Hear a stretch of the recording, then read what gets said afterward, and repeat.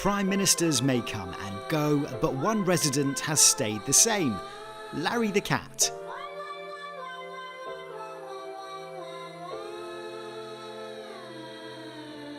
Brought in to combat Downing Street's rodent problem, he's captured the hearts and minds of the British public. Much like a politician, he's fought off bitter rivals, put on his best tie, and brushed shoulders with high-profile figures. Sadly, I can't take Larry with me. He belongs to the house and the staff love him very much, as do I. He's probably the most snapped cat in Britain, including by me. One of the most famous cats in the country. It's Larry the cat. But he doesn't always behave himself. So here are 7 times Larry the cat caused mischief.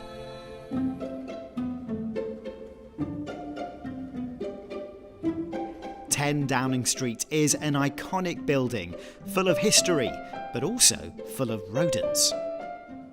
In 2011, it was announced that to combat this, David Cameron would be getting a new housemate, Larry the cat. Catching rats and welcoming guests. That's the brief for Downing Street's latest resident. First time I met Larry was, I think, during Cameron's time. And Larry was just outside, basically sunning himself on the street without a care in the world. And I think he just did a walk around all of us, as he does, because he likes to. He's quite curious. He likes to have a look around all of the photographers, have a sniff in all the bags. The 4-year-old tabby and white cat was adopted from Battersea Dogs and Cats Home and settled in quite well. Larry has, he's a good mouser. I think he's got 3, as it were, sort of slapped on the... He's caught 3 mice, verifiable. However, rumours started that not only was he not very good at catching mice, but there was also a rift with David Cameron. This is politics after all. This isn't the first falling out between a chief mouser and the inhabitants of Downing Street. Humphrey was employed between 1989 and 1997. He was named after Humphrey Appleby, the archetypal civil servant of the BBC's Yes Minister. As long as you're not asking me to resort to crude generalisations and vulgar oversimplifications such as a simple yes or no, I shall do my utmost to oblige. Shortly after the Blairs moved in, Humphrey was moved off to a new home. His departure from Downing Street, for medical reasons, sparked fears for his safety, amid rumours he'd been leaving puddles on the carpets and that Cherie Blair had a distaste for cats. A spokesperson said the suggestion Cherie got rid of Humphrey was a vile slur. After the uproar, Humphrey was photographed with newspapers with the day's date to prove he was still alive.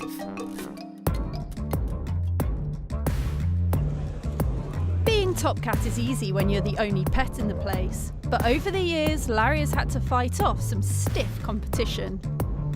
Life was pretty chill with Cameron and then May.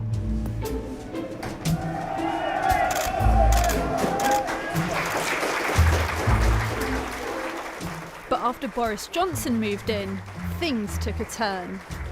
Downing Street goes to the dogs. A new resident. And a particular dog. Yes. Who's going to be competing with Larry the cat. Yes, a dog had entered Downing Street. Dylan the puppy moved in with the PM and his wife, Carrie Simmons. Larry can always smell the dog, and instead of, they had to be separated. They had to close the doors in one of the corridors so that they wouldn't be able to get to each other. And then Larry was unceremoniously kicked out of Downing Street to allow the dog to roam. So then he found a way to get in sideways back into Downing Street, and then he smacked the dog about. Whilst he was offered a brief respite while Liz Truss was in charge, Rishi Sunak's family also have a dog. However, Larry clearly rules the roost. Rishi Sunak's wife Akshata Murthy has revealed the 2 pets don't get along, and there had been some heated exchanges with the family's Labrador Nova. It was confirmed, however, that Larry had come out on top. Larry considers this Downing Street to be his territory, so obviously having any dog there is kind of, is foreign to him. It's like, this is my turf, no dog's going to be, ruling over me. Elections are a tricky time for Larry, as a new Prime Minister could threaten his laid-back lifestyle. When cat lover Jeremy Corbyn was leader of the opposition, he was asked about how his own feline friend, El Gato, would react to Larry. Well, I've been asking El Gato about this and I'm getting mixed messages from him actually, but this morning he seemed extremely happy once he'd had his breakfast, but was not happy about the weather. But Larry probably isn't too worried about if Keir Starmer moves in. He only has a hamster. Larry is a very patriotic little cat, but being an ambassador for the UK might be out of the question, as his temperament can't really be trusted. He got on like a house on fire with Barack Obama. I think he was a rescue cat. He eagerly awaited his old friend's arrival when Obama returned 5 years later. However, other presidents have had less luck with meeting the Moggy. When President Joe Biden was coming to visit, they'd rolled out the red carpet and it was all looking beautiful, and Larry just sort of wandered out and ambled out and sat on it, and he had to be scooped up by a security guard who took him back inside. And he did, when President Trump came to visit, almost caused a diplomatic incident when he decided that he'd sit under the presidential car, known as the Beast, huge thing in Downing Street. Larry decided he was going to have to sit under it and wasn't going to move. Larry wasn't very friendly to the boss of Mitsubishi either when he tried to show him some love. Or the Irish Prime Minister. Awkward. But he was on his best behaviour when the Ukrainian ambassador came to visit. Some people inside would actually say he's quite standoffish and he's not very friendly, but then he has, with people he does know, he's quite comfortable with. So with me, he'll see me, he'll come up to me. You know, it's basically I've got snacks, so he's just going to jones it and try and say, okay, I'll see what we got today for me today. I have spent many years trying to get Larry to let me make a fuss of him, and I have failed, and I'm very sad about this. But he's interested. He tends to come up and have a look when you're there with a camera crew. He likes to see what the press are up to. I have to say, he seemed fine when I met him a few years ago. Look, say hi to Newsround. Can I have a stroke? Oh, yes.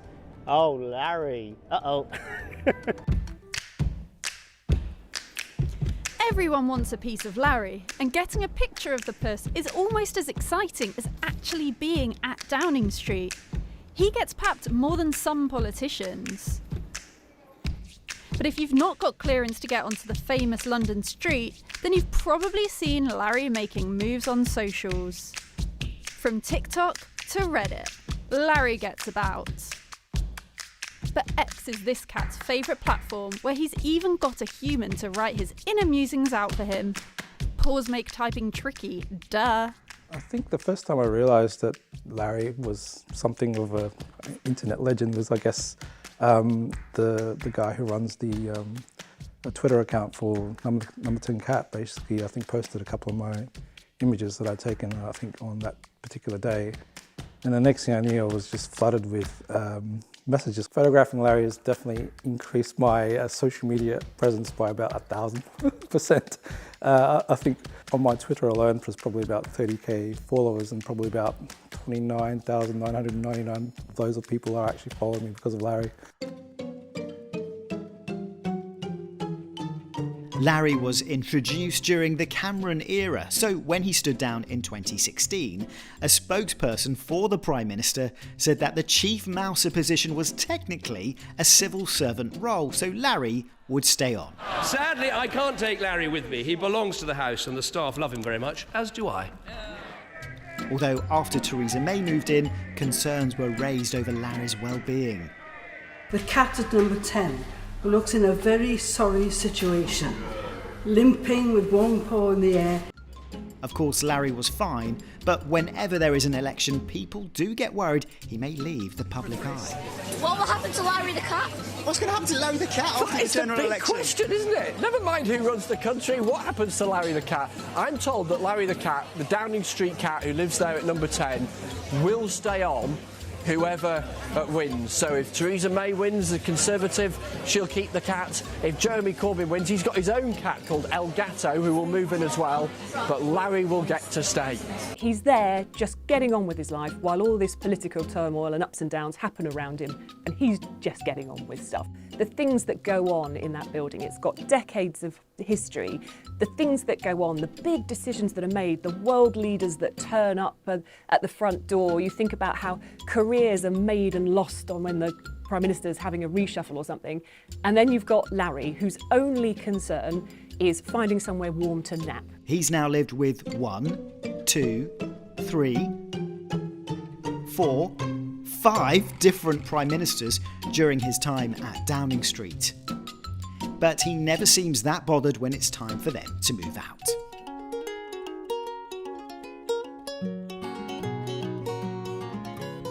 Cats are known for their laissez-faire attitude. That's the polite way of saying they couldn't care less about what humans happen to be doing in their vicinity. And Larry is obviously no different. He'll be outside and he'll just be like on the windowsill, just, you know, you just perfectly framed for a pool camera to actually get that shot, and you know that something's going to happen, and he's there. He's basically in the moment with everyone, just basically being part of history. It doesn't matter who you are or why you're at number 10, you're on his patch now. He's certainly taken attention from a few journalists in his time. We're just tying together a couple of strands, first, Rita, from Sarah and from Jeremy, and that sense, as Jeremy articulated it, of deep red lines. If you look at the rhetoric... When you're in Downing Street and you're doing lives, you're always very aware that if he pops up behind you, a lot of people really aren't going to be listening to what you're saying anymore. People are always causing such a fuss around Larry's home. He must have been very confused about why everyone was shouting Grant at him here. What's going on, Grant? Can you come and tell us? But photobombing Donald Trump was quite a brazen move. There was this really big, important occasion for the Mays to meet the Trumps, and then in the background you can see Larry, and half of us were all focused about getting that wider shot with Larry in it. Clearly, Theresa May wanted to make sure that would never happen again. Ahead of her big resignation speech, Larry was swiftly removed from view. Larry is a pretty chill cat. He regularly has the world press on his doorstep and seems totally unbothered. He's been caught napping on the job once, twice. And whilst he does enjoy the occasional stroke or two from humans, he doesn't let other animals off lightly.